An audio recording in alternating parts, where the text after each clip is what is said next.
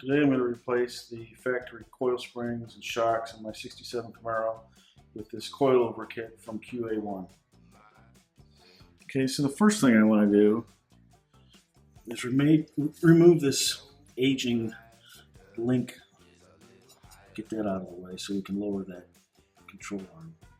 That link was a real pisser, but finally it came out. So let's move on to the shock. I'm going to want to get the old shock out.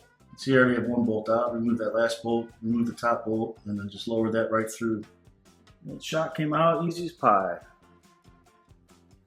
Okay, so before I try to remove the bolts from the lower control arm, I went ahead and chained down that spring because it's under pressure. Even though it's shot, it's still dangerous. And then I put a jack underneath the lower control arm to support it, and once I remove the bolts, then I'll lower the jack, let the spring down easy, and pull it out. Okay, that wasn't too bad. I got those bolts out, and I was ready to lower the jack, let the tension off the spring, and then we'll remove the spring.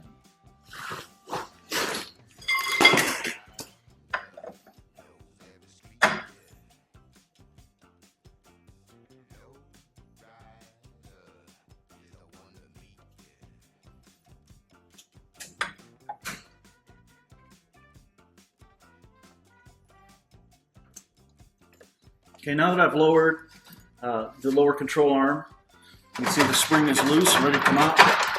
I'll just unchain it, take the spring out, and then we're ready to install the new coilover.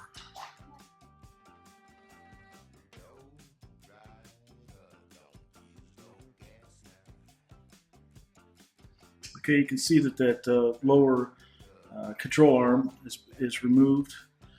Before I can install the coilover, see there's these nuts here are tack welded on from the factory, so I'm going to have to knock those off before I can install the new coilover. The factory, the shock mounts from the bottom, but when you replace it with the aftermarket coilover, it mounts from the top, so we're going to need to take those off. To take that off, I'm just going to use a air chisel and a couple knocks with that, and those should come right off of there. Okay, so those guys came off pretty quick and easy. A couple taps and they pop right off. I'm just going to put that control arm link back in and adjust it with the spanner wrench, and we are all set to go. And there's the finished product. So once I adjust that spring up, that control arm link won't be so close to that steering knuckle.